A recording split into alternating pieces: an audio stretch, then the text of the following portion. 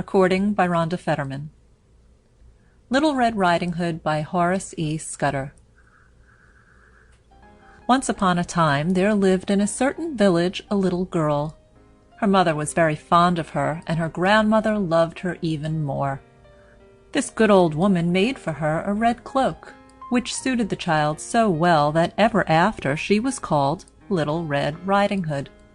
One day her mother made some cakes and said to Little Red Riding Hood, "Go, my dear, and see how grandmother does, for I hear that she has been very ill. Carry her a cake and a little pot of butter."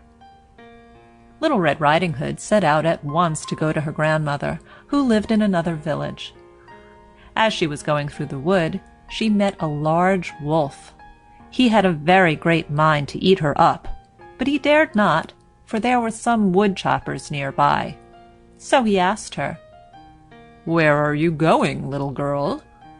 The poor child did not know that it was dangerous to stop and talk with the wolf, and she said, "I am going to see my grandmother, and carry her a cake and a little pot of butter from my mother."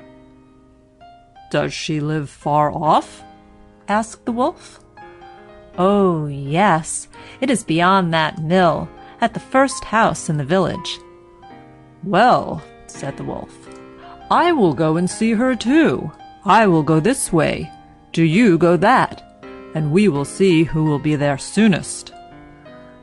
At this the wolf began to run as fast as he could, taking the nearest way, and Little Red Riding Hood went by the farthest.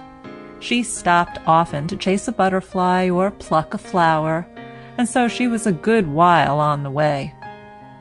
The wolf was soon at the old woman's house and knocked at the door. Tap, tap.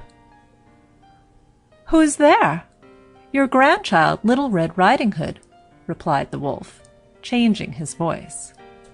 "I have brought you a cake and a pot of butter from mother." The good grandmother, who was ill in bed, called out, "Pull the string and the latch will go up." The wolf pulled the string, and the latch went up. The door opened, and he jumped in, and fell upon the old woman and ate her up in less than no time, for he had not tasted food for 3 days. He then shut the door and got into the grandmother's bed. By and by Little Red Riding Hood came and knocked at the door. Tap, tap. "Who is there?" Little Red Riding Hood heard the big voice of the wolf, and at first she was afraid. Then she thought her grandmother must have a bad cold, so she answered, "Little Red Riding Hood, I have brought you a cake and a pot of butter from mother." The wolf softened his voice as much as he could, and called out, "Pull the string, and the latch will go up." Little Red Riding Hood pulled the string, and the latch went up, and the door opened. The wolf was hiding under the bedclothes, and called out in a muffled voice, "Put the cake and the pot of butter on the shelf, and come to bed." Little Red Riding Hood made ready for bed. Then she looked with wonder at her grandmother, who had changed so much, and she said, "Grandmother, what great arms you have!" "The better to hug you, my dear."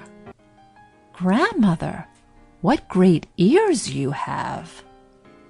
"The better to hear you, my dear." "Grandmother, what great eyes you have!" "The better to see you, my dear." "Grandmother, what great teeth you have!" "The better to eat you." And at this the wicked wolf sprang up and fell upon poor Little Red Riding Hood, and ate her all up.